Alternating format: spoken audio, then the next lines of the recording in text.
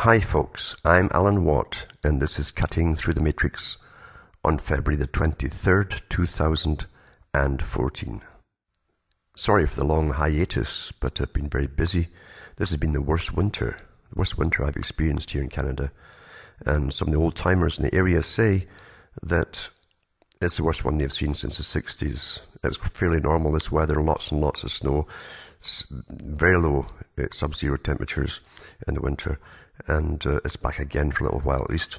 But this year has been incredibly cold, way too much snow. And if I was doing the shows every night, in fact, I couldn't have done it all because there was so much shoveling, daily shoveling. It's still going on, by the way. And incredible amounts of snow and drifts and storms blowing snow, whiteouts, that kind of thing. And sometimes down to minus 35, 40 centigrade at night, 42 actually, minus 42. So this has been the kind of weather I've been putting up with, and if I was doing the show at the same time, there's no way I could have done it all. It's bad enough just clearing the road. This isn't just a pathway I have out to a main road. I've got a few hundred feet to shovel, including over a railroad track, so it's a lot of work and it's a full-time job. So rather than have a break this winter, as I hope, I've been working harder than ever, but it's been mainly manual labour and trying to keep warm in a system which is very, very cold. So I've been doing a lot of thinking naturally. I've been working on different books, and I've also been thinking about the format because I don't like to go along with mainstream, and I even classify a lot of Patriot radio as mainstream radio today, or TV. It's all the same thing, with the same formats, the same scrolling items beneath who is talking on the screen, etc. It's all copied straight from mainstream because you're conditioned to watch mainstream. That's why it works. But everyone's really repeating the news. I've always said that. What I've done in the past is try to give you the news, tie it together with other articles to show you that things are really related. There's clusters of news items that all come from the same sources, because information is the way that your mind is formed. It's informing. It's information. It forms your mind, your thoughts, your opinions. And of course, propaganda has always gone after news. Therefore, whatever you give the public by a dominant minority, it's what becomes their reality.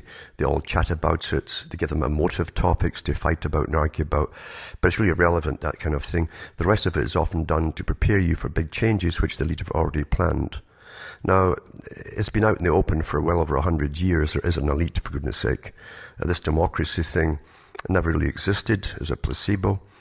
And democracy now supposedly is rights for special interest groups or people on the fringes, as opposed to the big changes that affects the whole world and affects all of us individually as well, with the planned changes into austerity, expert management from birth to death, all of that kind of stuff, talked about a long, long time ago before we were born, and even into the 1800s, published in various articles by big combinations, as they called them, or cartels, special interest foundations that were set up. And I've gone through that in fairly good detail over the past years, and everything ties together. I often refer to H.G. Wells, who came out with the open conspiracy.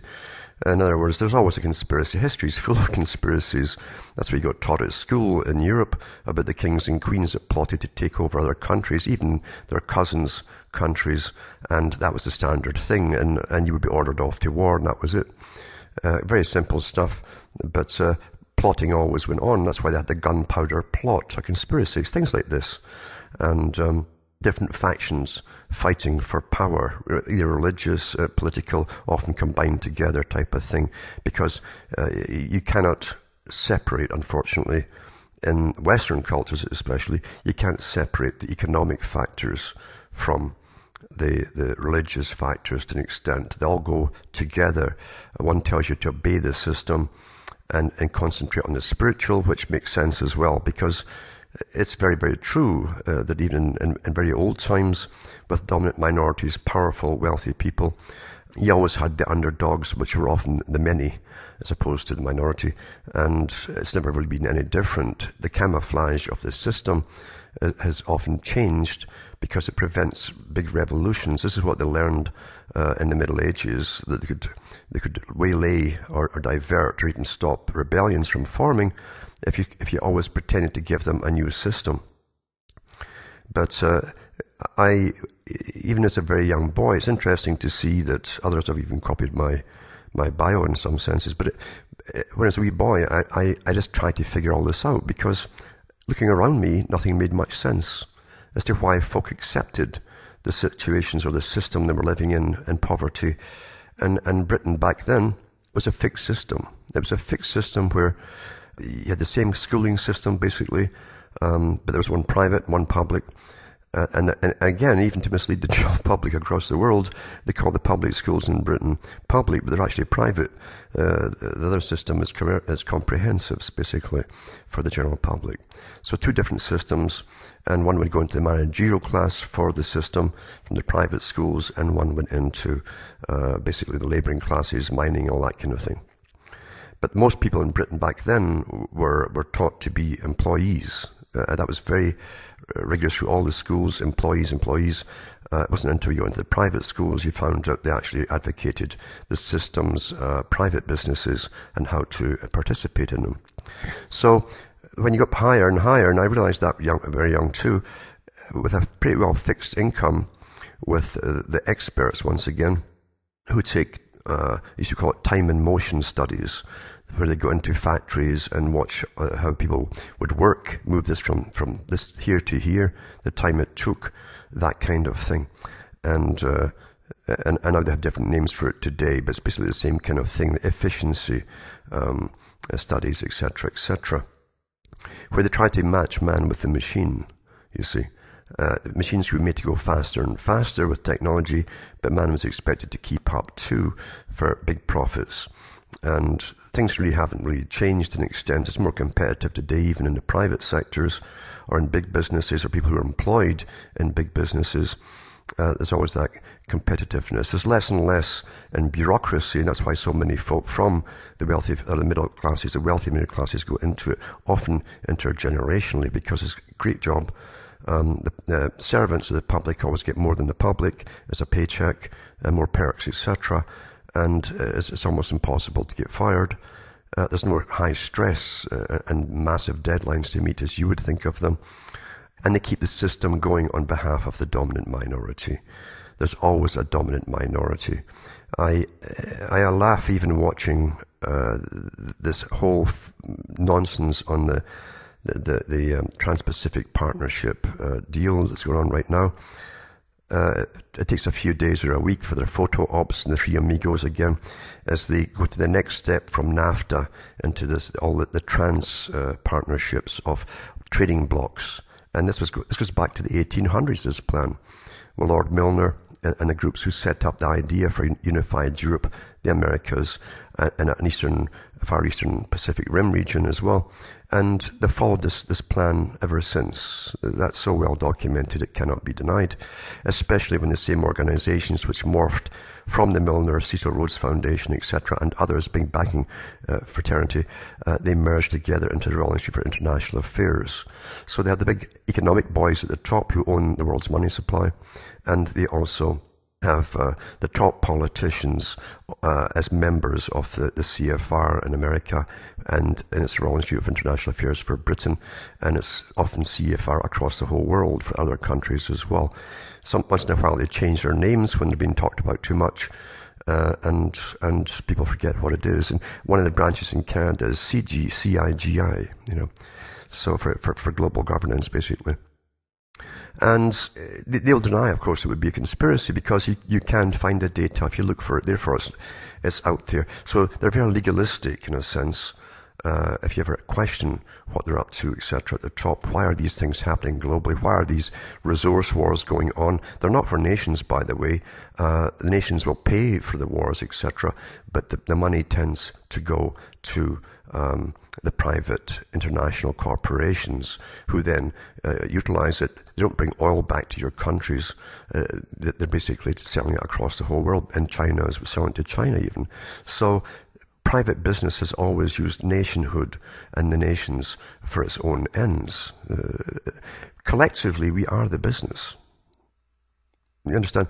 The big boys look at nations as a collective business. That's why you have gross domestic product, for instance. You're all factored into it, the gross domestic product. And nations are very profitable sometimes to buy over. We see that with the top boys like Soros and so on. You have a few families at the top slushing around billions and billions of dollars every day on the stock market. And they can sink countries or raise them up. It will. This is nothing new, actually. You'll see the same thing down through history as a dominant financial elite moved from country to country, raising up empires, using them, and then crashing them behind them as they all took the money out and left to the next empire. And now you have the final empire, which is global, you see. Always been their goal. And I've mentioned before how they use all the parties, they use all groups, working class, middle class, upper class. You get used along the way. Thinking you're going to bring in some utopia, and each one sees it from their own perspective. I've mentioned about the Club of Rome quite a few times, and how they said themselves how the new system would turn out to be a non-democratic authoritarian system. And luckily, many other hosts have picked that up, and they're running with it now and pushing it and getting the word out there. Because they said themselves, there's too many conflicting, self-interested parties to have any agenda which could go forward with any particular plan, even for the good of any particular country, nation, or region, etc. Too many. So therefore, it's authoritarian. Now, getting back to the Trans-Pacific Partnership, you have the Sherpas. I've mentioned, if you go into the archives at cuttingthroughthematrix.com, you'll see that the Sherpas are sent out in advance by the involved countries. These are top-level ex-bureaucrats generally. Some have never been, really, they've worked with governments but never been part of government, think tanks, etc. They're specialists in their area. And they're kind of like high-level diplomats who are unfettered by governmental restrictions. And they go across the different nations that are going to come together and sign these pacts and treaties for integration years in advance. And between every annual signature to this thing, where they integrate us even further, starting with the free trade agreement for the American Union, then NAFTA, and now it's into the Trans-Pacific Partnership, then they do all the legwork and go back and forth with all the papers for drafting, for working out other details, and going back and forward again and again and again. So when the three amigos meet, they simply go there for their photo ops, for their little, very superficial and often very misleading press releases, and then they sign it. It's a done deal. It's a done deal a year before they even come to sign it, when the Sherpas are sent out. So you're living an agenda, and it's interesting too to watch those at the top of the system, and the ones beneath them, the hard workers, the ones who run around getting paid awfully well, getting an awful lot of perks and privileges that other people can't get, but living on blind faith that those above them know what they're doing. It's like a religion, you might say. But self-interest definitely comes into it. Everyone likes a peer group, and the very ambitious types want to get into the upper peer group. That's what Julian Huxley talked about many years ago when he was up at UNESCO. He said that it says many will think they deserve to come in, and they've got the right to come into this new order they're bringing in, this new system. And he was talking about a complete eugenical, scientifically led or run system. And he said they'll be in for a great disappointment, many of them. These are the ones who see themselves in the middle and maybe even upper middle level, and they're going to be denied entry into this, all the top favors, perks, and so on. So I always was fascinated by the dynamics of the group and how they're utilized, so perfectly understood by those who've been studying them for thousands of years, because archives of power are never thrown away. You never throw away power. Dominant elites always collect the histories and techniques of power down through the ages. It's just not taught at the average university, or even the better ones for that matter. It's higher than that. So you have a terrific history of manipulation of dominant minorities using all possible methods of controlling the populaces and getting to work for them, because and Marx was right on this, and I'm certainly not a Marxist, but Marx was right on the fact, because it was many people knew it before him, all the economists knew of his day, that we live in a parasitical system. And those who are the wealthiest live off the people beneath them. The feudal system, in a sense, is alive and well. We're all serfs basically serving this system, and we have no say in the matter. The serfs didn't have the cash, so they lived on food and bartering, but the lords who owned the land took a big chunk of their, generally 40%, in a time of non-intensive farming. They didn't have all the chemicals and so on. They had to leave fields fallow, etc., for a few years sometimes. And you find that the greatest part of the produce was taken from them by the lords, who would give it off to the guys who lent money to the lords, who lived high on a hog. And the middlemen then, who then owned the supply, a food supply, would often even export it abroad, even in the Middle Ages. So everyone lives off the guy who produces from the bottom level, and that's just the way it is. And it's always been the way that those who manage those beneath them, through law, basically, and taxation, live far in a far higher standard than those who do the actual production and the physical labor, etc. In fact, it's frowned upon, physical labor. Even kings and queens, right down to some of the pharaohs, despised the scribes who did all the writing for them and sent their tablets off across to their empires and so on, because they were workers. Anyone who had to work had to learn things. And that also gave rise to the literate class, who became dominant. They could keep the king in the dark. They could lie to the king, and the king wouldn't know any better. He was arrogant and silly, and you'd pamper him, and he was quite happy with you. So that did happen as well. So you had the rise of intelligentsia and brotherhoods forming, including the priesthoods of ancient Egypt. They were brotherhoods. So whenever you have a collective who have privileged positions, who live better than the peasantry that they're lording over, you always have brotherhoods and cartels. Call them what you want. Today we have foundations and NGOs even, working for what they think is the greater good, some of them. Other ones know darn well what it is. It's a Bernard Shaw type of socialism, which again Julian Huxley talked about too. You have to go to them to tell them why they should keep you alive in this big system. No dead weight, as they call it. And if you don't pull your weight and do the production for them, you simply won't live. That was also the basis, really, of the communist system. And communist system, they always boasted to the West there was no unemployment. Because if you weren't employed, you simply didn't eat. There was no welfare for you. You had to serve the system. And it's amazing, too, to some people, that is, that when the Berlin Wall went down, it was all pre-planned long before that, thousands and thousands of multi-millionaires, some billionaires, flooded out of the Soviet Union, who were managing the whole system all along. So everything is a facade. Academia, of course, is a big part of it, because you always must bring in a new working middle class who work for the system, again on blind faith and self-reward, and must believe to an extent on the nonsense that they're pushing. You'll find too that psychopaths have an even better capacity to self-justify whatever they do. Even if they're caught in the act of something horrendous, they will rationalize it in the most absurd way, not to make you believe them, but they must protect their own ego, because they will never see themselves as a bad person. And that's why horrors happen in the world over and over. People like to feel good about themselves, and it's much better when you belong to a system which is pushing and changing, which is going to cause incredible fallout, and you can rationalize it. Well, it's for the greater good and the long-term good, the end justifies the means, and so on, regardless of the casualties or even slaughters on the way. That's what the wars are, for resource wars. It's not for the nations who pay for all these wars.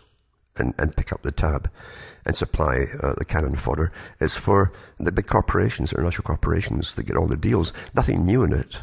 There's nothing new at all. The British Empire built, the taxpayers built railroads all across India to unite India into a country, remember. And the big boys, even the Rothschilds had relatives. If you look through the lieutenant governors of India and so on, you find the Rothschilds, some of them were and they were in charge of all the trade then, and the railroads, which were built for free, including the exports out of the country to these private businesses which they run. So everything works causally for the dominant minority, because no one has ever figured out a new system for finance. A long time ago, when I was about 12, I think I read a science fiction book where some people land on a planet, they crash there, they need some power thing to get off the planet again, so they went looking for local people, natives, and they couldn't figure out what these natives were saying, because if they asked them for help in any way at all, the native would say, what obs are there? In other words, what obligations do I have to help you? That was their commercial system. It was based on obligations, you see. Someone helped you, you're obliged to help them. But if someone hadn't helped you, you had no reason to help them, etc., etc. Well, that is the financial system, again, too.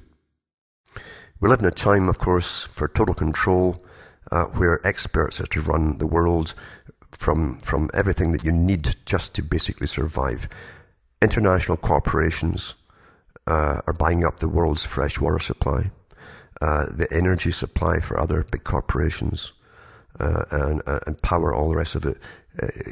Food, of course, big cartel for food.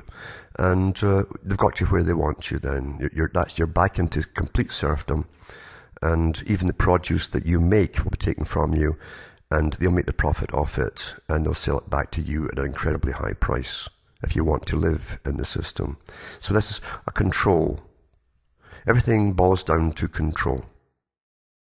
Now, what is true, as the Club of Rome said about the conflicting parties, there's so many conflicting parties and competing parties today in self-interest groups, you couldn't have any particular democratic way of working through things and getting anything at all done. They do nothing but argue and demand, as each group wants grants and benefits for themselves, always at the expense of someone else.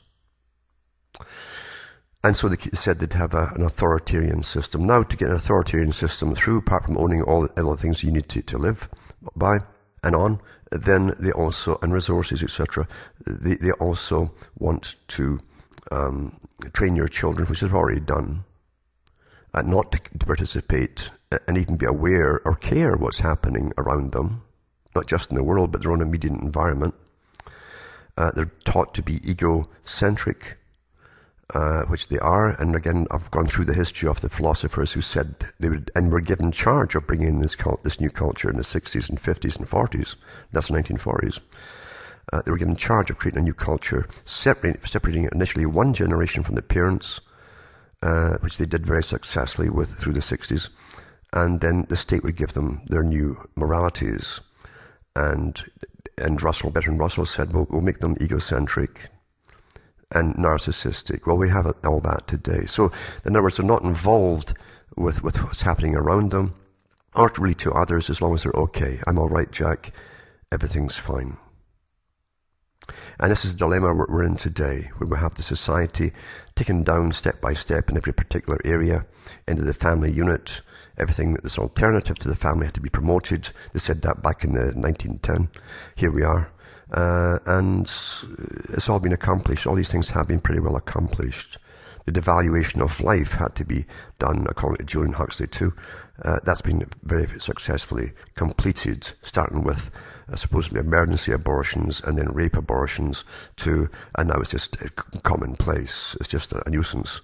So then they turn for the elderly, and it's the cost of taking care of the elderly is too much. In other words, we're completely we are being taught near the bottom level to look at life in an economic fashion, not in a human fashion, but purely on the basis of economics. Is it worthwhile keeping these people alive? What value do they have to the system? Because you see, today, and they've even trained the public in this term over the last 15, 20 years, we're all human capital. We're capital. Human capital. What's your earning potential? What's your taxable base going to be for the governments and so on, and even the corporations that get all the grants from the government? What value you are to them? That's what you are. You're an economic unit, human capital. That's what human is now. So we've gone through a lot of the big changes. We've got more to come. The crashes that they had in 2008 across the world were planned that way. They knew it was coming years before that was all exposed, even in the mainstream press, over the last few years. And the big boys lost nothing at all whatsoever.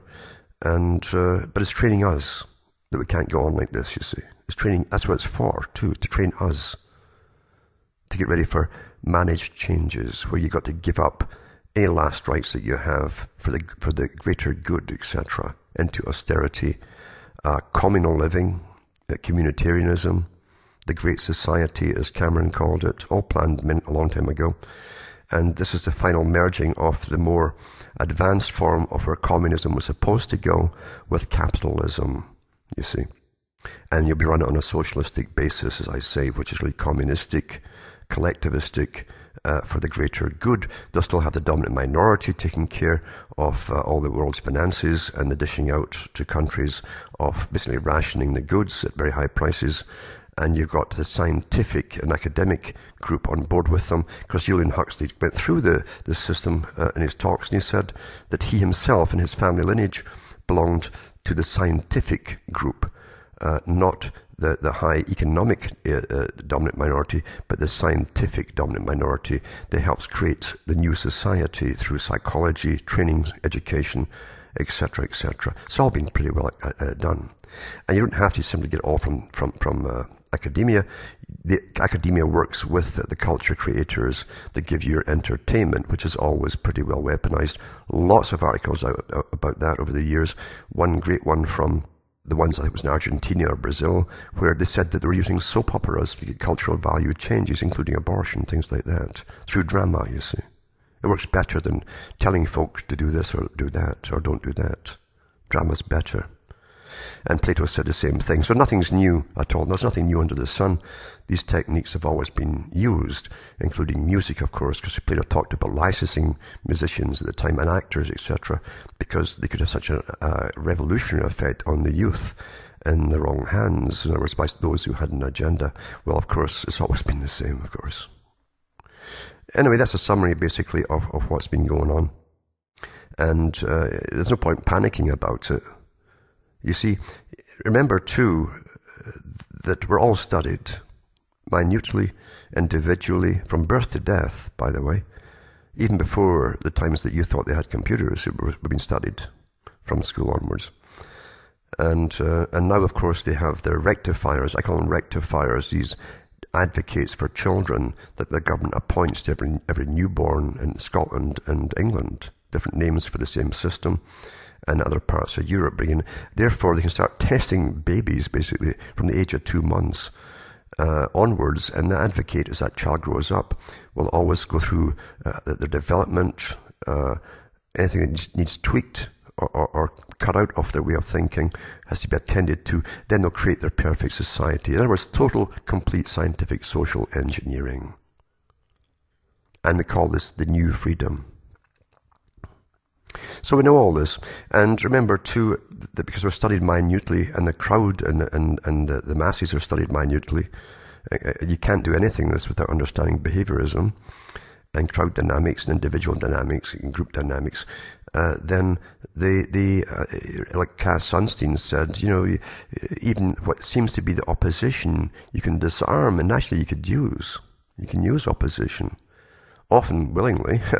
And sometimes unwillingly, by giving them certain informations, encouraging them, apart from putting plants in amongst them, also encouraging them to put high power, fear mode information, rapid, knowing that the average person can only handle maybe one or two crises at the same time, simultaneously. Any more than that, they break down. They become neurotic and break down.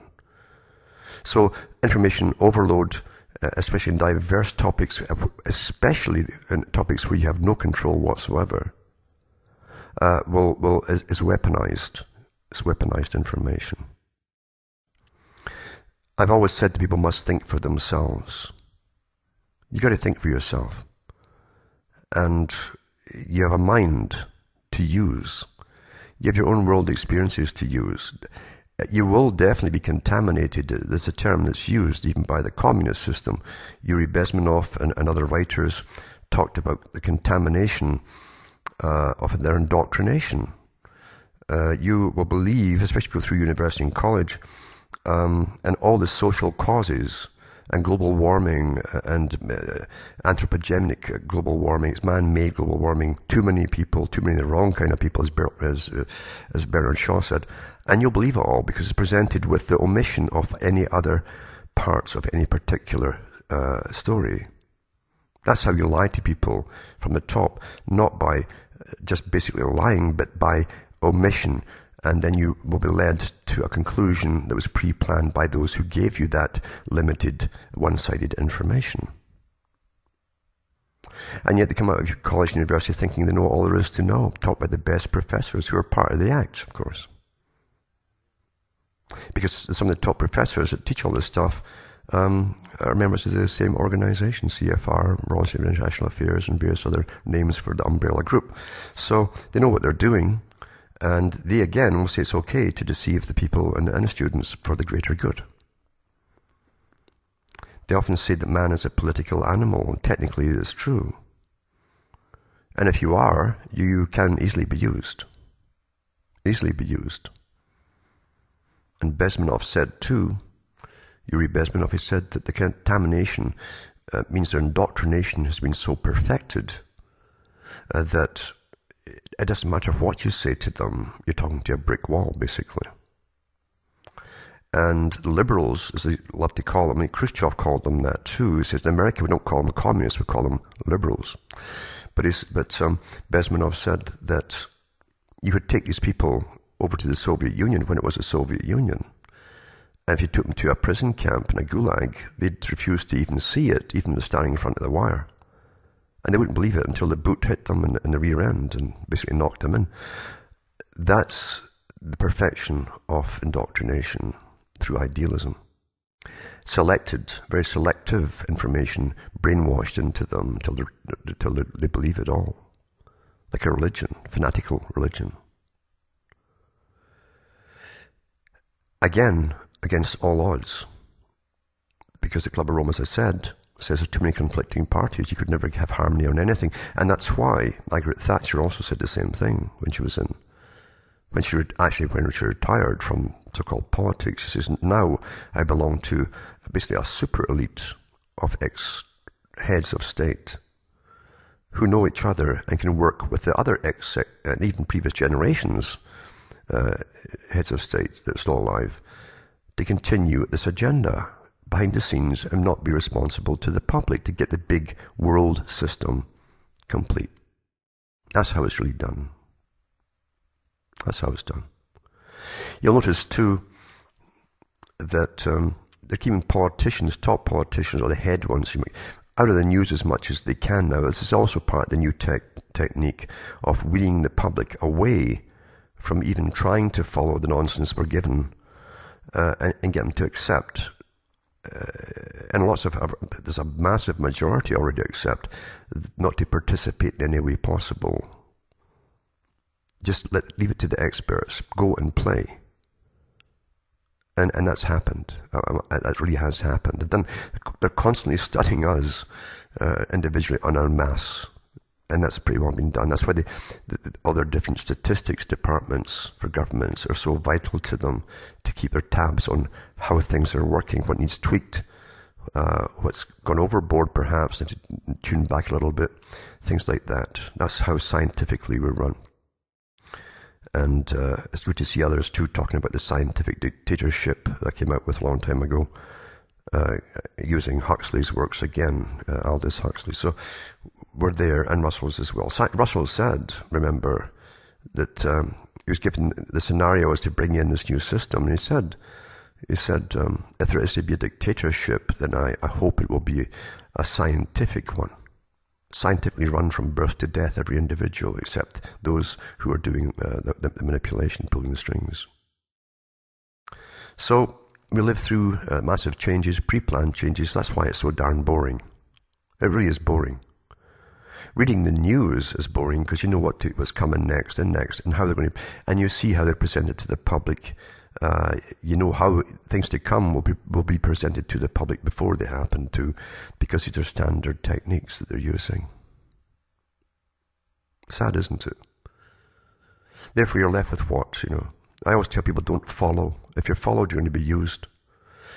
And because people say the right things along what's happening, the right things, but in a panic mode, and big business don't fall for that either.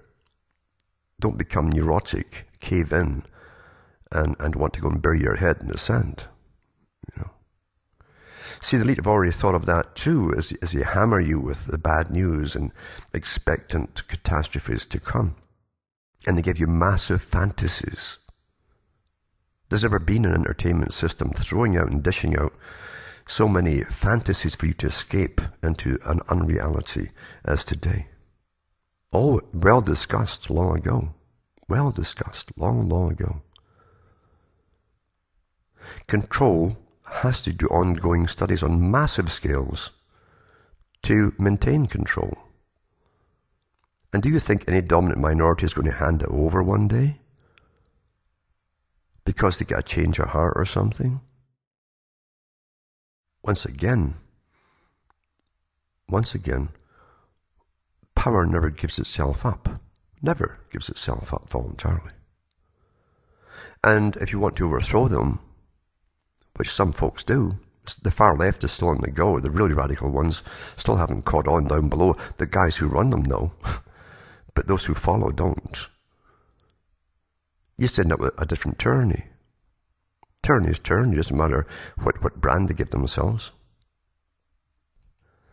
And because of all this rationalization and studying all of this kind of thing, the elite who use academia have academia telling the students this, that basically the problem is within man. Therefore, man must be altered.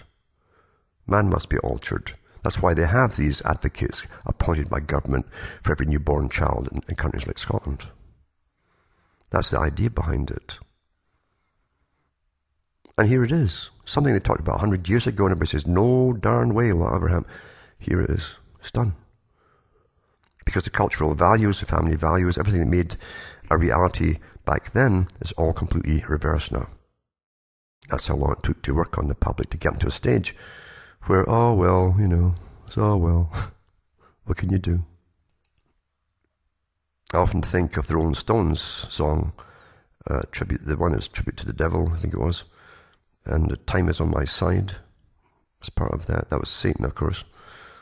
And basically that's the technique, Fabian, you see, Fabian style, like the other branch of the Royal Institute for International Affairs. They run the left wing through the Fabian Society, after the General Fabian, as you know, who took long-term strategies to defeat an enemy, many different kinds, including undermining their confidence, creating fear amongst them, and that way often you didn't even have to have a battle. They capitulate long before anything happened, using psychology.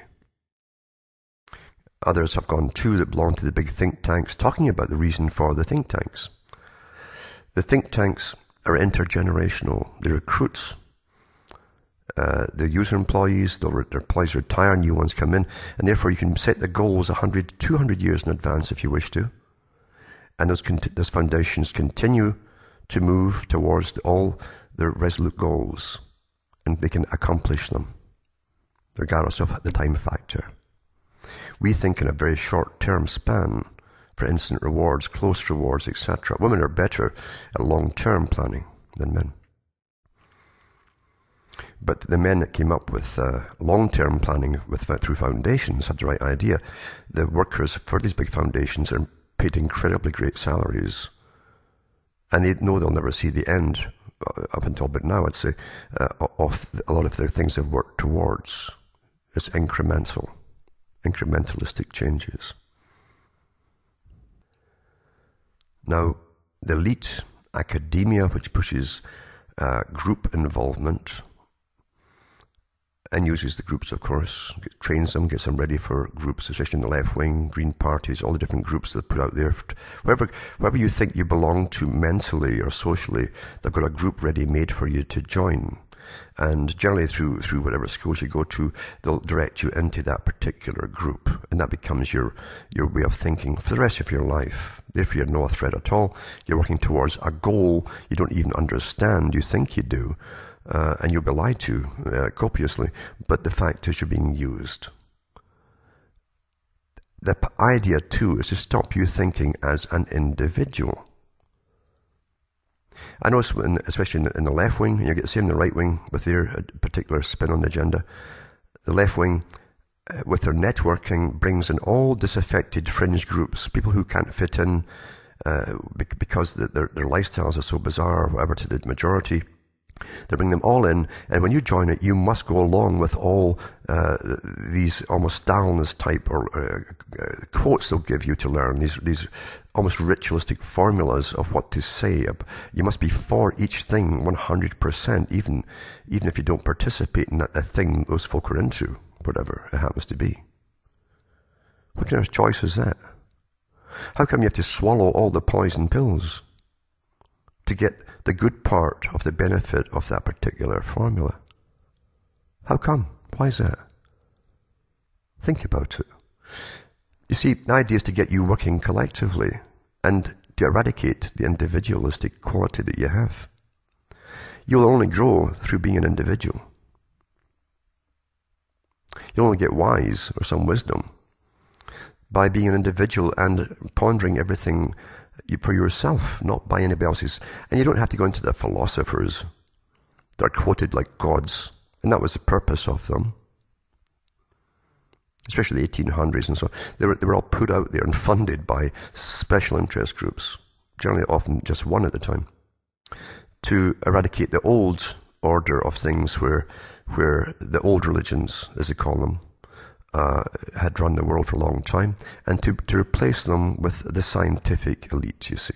Those who are logical, rational, and all the rest of it, etc., etc. That's why we had the communist slaughter of about 80-odd million people, and even Trotsky boasted we've wiped out an entire class. It very proudly said that.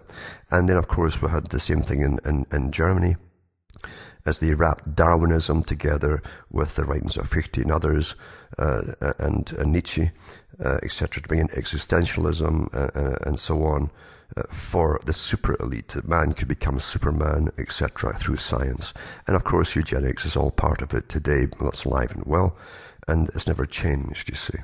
So large groups are always used for someone else's purpose, to the detriment of those who could possibly still come along and may not come along because of the damage done by these massive groups. So an individual can think for himself. And if you worship philosophers, and you worship them for what? For being an individual? Well, why don't you be one yourself? Without quoting them or following what they said, and go along with their form of existentialism, where you come to your own conclusions by your own observations and what's happening to you. Your own life experiences. Why don't you do that rather than have to quote them like they're some kind of gods? Because after all, life is about yourself, isn't it? And if you understand some of that, you can cooperate better with other people around you. You can also shun those who are detrimental to you. Any other animal species would do the same for its own survival. But to swallow a whole bunch of stuff you might not want to actually make you feel uncomfortable, to get the one purpose, what crazy person are you? You've lost your brain. Always remember Lenin saying, we shall win by slogans. And slogans are also used in critical theory and so on in examination, where you say something or you try to say something and simply use one slogan to smear you in a category that they've trained the public to hate, even though you don't belong to it.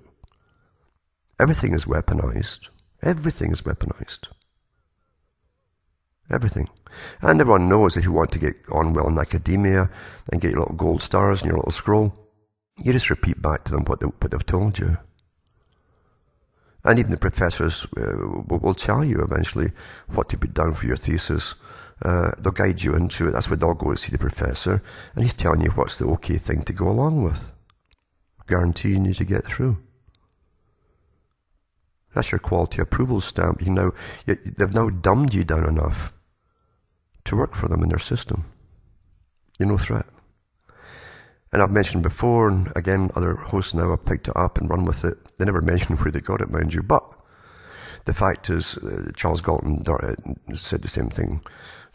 He said that Sir Charles Galton Darwin, in the next million years, he said, we must remain the wild men at the top, who are not conditioned, who can think for themselves, who are taught to use their own thought processes to come to their own conclusions, because they'll be steering planet Earth. The rest of us, you see, will not. We'll be serving them. For the greater good, you understand. Now, I also know all the academic arguments that they have to do with promoting collectivistic action, societies, etc., opposed to, say, the individualistic approach. I know all of their arguments there too. Part of it, of course, is naturally valid. You can't throw out everything, and that's why it's hard for the average person to figure things out. It's hard for the average person to see that the people who they often worship are multimillionaires or even billionaires or very successful actors and actors. They didn't get there by being sweet and nice. It doesn't happen that way. Technically, many of them could be put into the category of the individual, which would destroy everything for their own existence and betterment. And that's one of the arguments they use in academia to promote collectivistic thought. For all of you, those at the top, can work in a form of individualistic fashion, but they also come from different societies, very old societies, some of them, that are collectivist in a sense, that they can work together as a people. That's the origins, you see. And they can work together very, very well collectively to make sure they collectively survive, but they have a balance too of becoming extremely wealthy through their associations, working together with their own kind of people, and they thrive that way too, to the detriment sometimes of others. That history is full of this kind of thing going on. A lot of the aristocrats in Britain basically became aristocrats and nobility because when the Catholic Church was being destroyed from Henry VIII onwards, and then back again Queen Elizabeth the first time, thousands of Catholics lost their property, and they were plundered by these up-and-coming minor nobles or aristocrats who became awfully wealthy with massive estates from the churches and the churches' lands that they were confiscating, you see. So collectively, different folks can work together for their own betterment to the detriment of others. And again, once they become into power, they give you a tradition. You always have founding mythologies, Queen Bess and all the rest of it. And yet even the Stasi were taught the history of spying. During Queen Elizabeth I's reign, there was never such a spy network existed before. It was set up during her time as Catholic institutions were vying to get back into Britain, etc., and across different parts of Europe. And they set up the greatest spy agency that's never gone away. And Britain was used as an example as it trained these people in power structures and how to manage nations, etc., and spy networks especially. It's quite amazing to see what goes on. I think it was Sir William Cecil, remember, often pronounced Cecil, but he was the guy who was first given in charge of starting this whole spy network up. 30,000 Catholics were put in prison, a lot of them died. All quiet in the history books, the general books, but you could talk that in Oxford, etc., if you go into the older parts of libraries and so on. So nothing's really changed for dominant minorities who can work together collectively for their own dominance and preservation of their dominance. Now, I've been scattered across the place. I didn't intend to do this tonight. I meant to come on and tell you what I've been doing. But there I go again, eh? So I have to thank lots of people, too, that have been keeping in touch this past while. And even some of them even asked if I was dead. And I thought, well, I've always wanted to use that Mark Twain quote. The reports of my death have been greatly exaggerated. Mind you, it's been close to it with all this shoveling. And sometimes you wondered if you'd ever get out at all when you open the back door and there's no sky, there's just a wall of snow there. That's how bad it's been. But I hope to come back and as I say, take a route where I can go into information which will help. I find that most things that are out there don't help, they destroy. They destroy by creating anger, animosity to other groups as well. And often it's done for self, a tremendous profit for some, of course. Remember, too, that marketing looks at every field where there's a gap, but a big audience is waiting to be filled, to be buying things, and every technique is used. Unfortunately, that's the economic system, and we're all trained into it because we're given no alternative, have we? It's all money-based and fear-driven. If you don't have money, you die. Very simple. And it shouldn't be this way at all. No one will tackle that. The guys who run the system will never tackle that because they use this system to dominate all of you. You see? They have no problem knowing and being taught in their higher courses, and I mean the higher courses that are outside universities, they do exist, that slavery is a normal feature, as Charles Galton Darwin said. There's always been slavery in one form or another, he said. And we're simply in the process of creating a new, more efficient form of slavery. It's a form of slavery that most folk don't even know they are slaves. They're quite content. You can buy a lot of cheap junk that'll keep you in La La Land forever, entertainment-wise, but you're disabled then, you see. You're out of the picture, you have no problem to anybody, and you'll never be a problem. And what you're getting downloaded with is weaponized to again bend your opinions to conform to those that your master wants you to have. And fear will collapse you. Spies during the Cold War for MI6 and MI5 literally had departments right up until the computer was, the laptop types were running, or the desktop. They cut out newspaper articles from across the world, all the different papers, foreign papers, domestic, and they'd find patterns to find out who was doing what and so on, and the reasons behind things. Today, of course, it's all computerized. They have instant access to all your everyone's data, except, of course, the elites that are blocked from that. They have their own network, different. You've never even heard of it. And so everyone's studied minutely. We're all studied minutely, categorized. People will say, why don't they kill you? Well, you're really a curiosity. They're not worried about you. It would take more than one person to say something. You see? They're curious as to why you ended up like that, that's all. They study you minute, more so, in fact, because you're a curiosity to them. That's all. That's all you are. So, it'd be different, of course, if you were in one of their own divisions, as we found out from various whistleblowers that had untimely deaths in different countries during the Cold War up to the present. Because they have something from the establishment to show the public, you see. And that's rather taboo. The Soviets did disclose, and of course, don't forget, you understand, if one side discloses how their technique was run, it means the other side was run on a duplicate fashion. Still is, actually. So, the most studied people in the Cold War were those who worked for the governmental system. That's why George Orwell had that in his 1984. They weren't studying the proletariat, the proles, as he called them. As he said throughout the book, they don't count. It doesn't matter, because they're dumb, stupid, they're kept happy and singing little songs turned out by the machine of the culture industry. That's where they'll stay. They believe what they're told. We're at war with whoever they're told we're at war with, And they go along with it because why would the media want to lie to you? Why would your favourite newscaster, who's almost fallen off his chair, he's so old, that's why they keep them there. You grow up with them like daddy or granddad. You trust them. Everything is psychology. That's why they keep them there. Why change a formula when it will always work? Because they understand human nature so well. We're formalistic types of societies and peoples.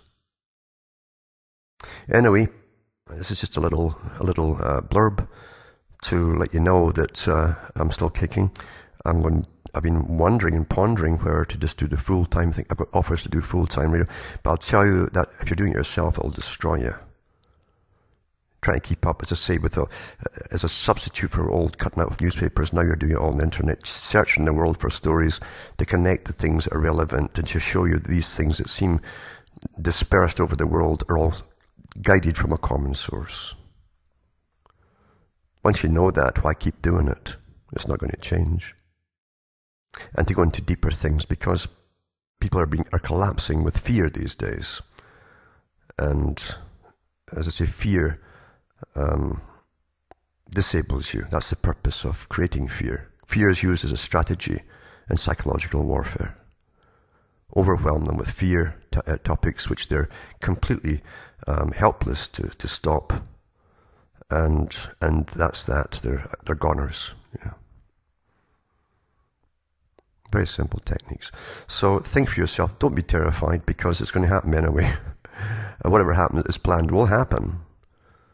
Because these massive movements, as explained by professors down through history, cannot be stopped. Once they're put, there's all-encompassing from 1,000 or more sources, all working together, tandem. Every facet of society you could possibly imagine is under one control towards the common goal.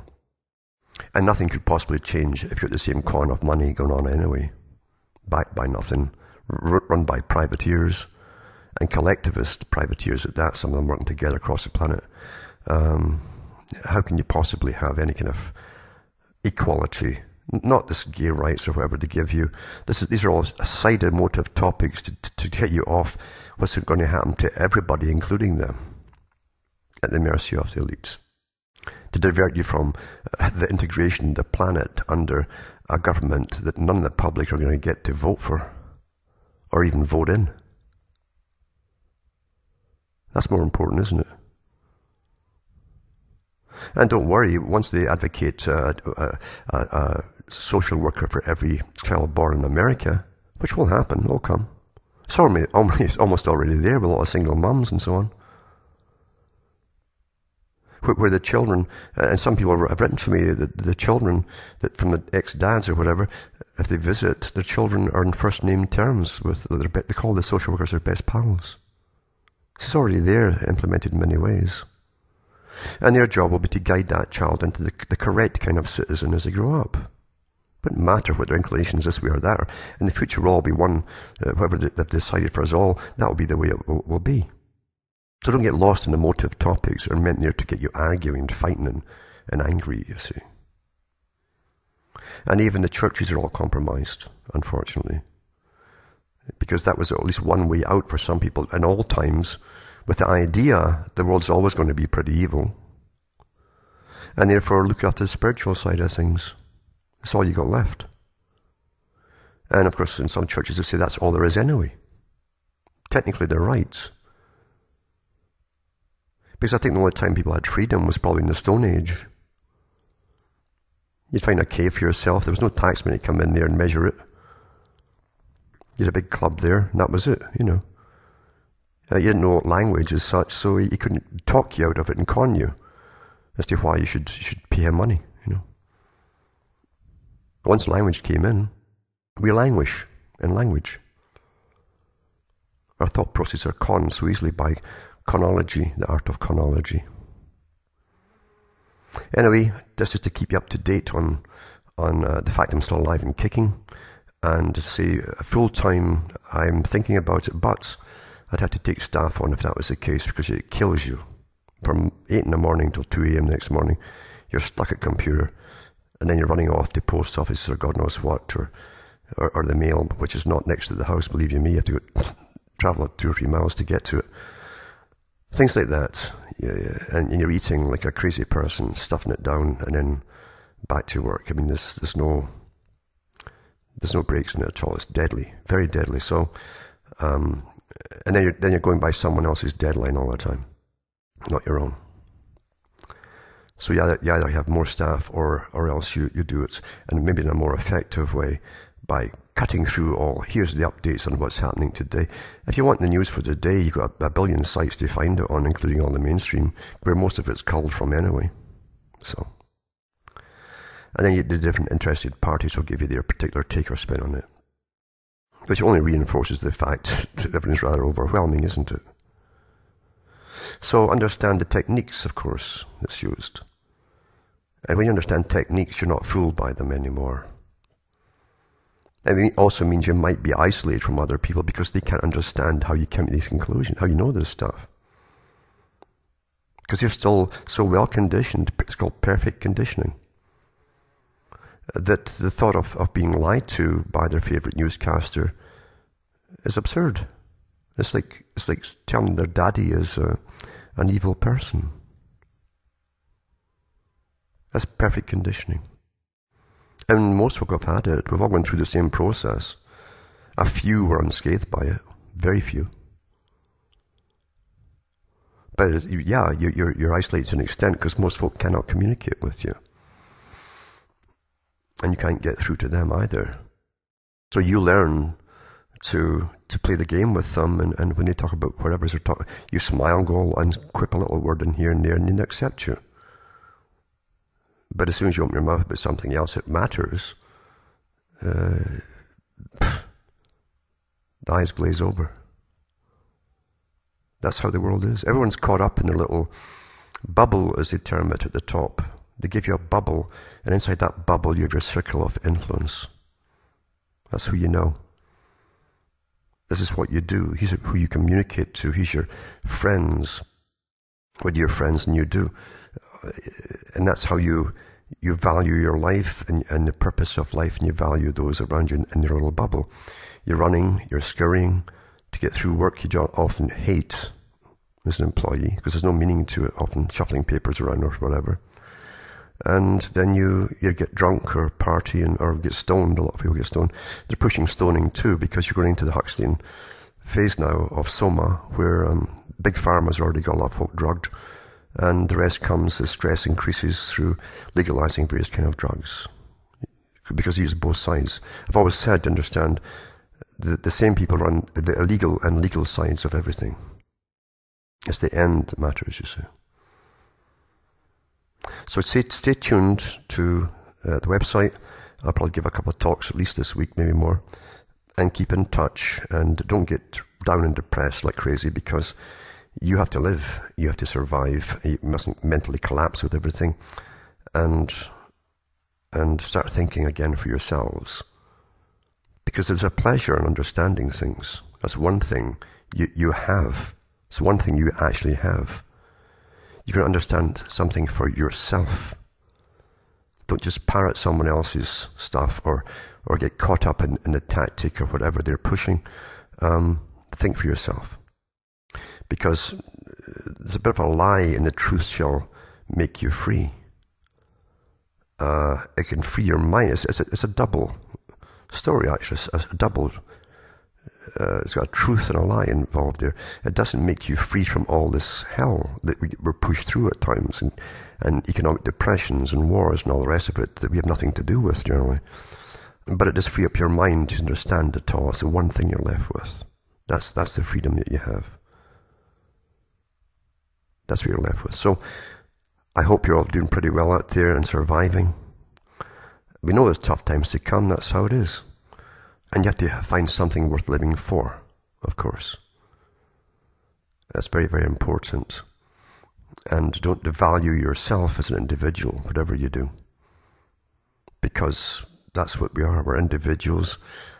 We have certain things in common with each other, but we all have specific aspects to our personalities or our thought process that are different from other people too. And you can't let them take that away from you and make us all conform into conformity. So, and by the way, Hamish is doing okay, the doggy. Tough though, he hasn't had the same kind of walks with this deep, deep snow. But who knows? It depends how the masters that be. They manipulate everything, including weather, of course, in this day and age with all the aerial chemical spraying that's going on. And it's no conspiracy theory that there's too much documentation now that's been declassified over the years, up to the present time, by the way, on this. So that's another thing to always consider, that nothing just happens today by chance. Nothing would destroy the system or change it except something outside their control altogether that doesn't come from humanity. That's why they're always churning out these asteroid movies. Mind you, FEMA always comes in and saves the world, or they send Bruce Willis off to space to destroy it. This is the nonsense we're fed, of course. Because the elite actually worry about these things because they're control freaks. Things that they couldn't control terrify them.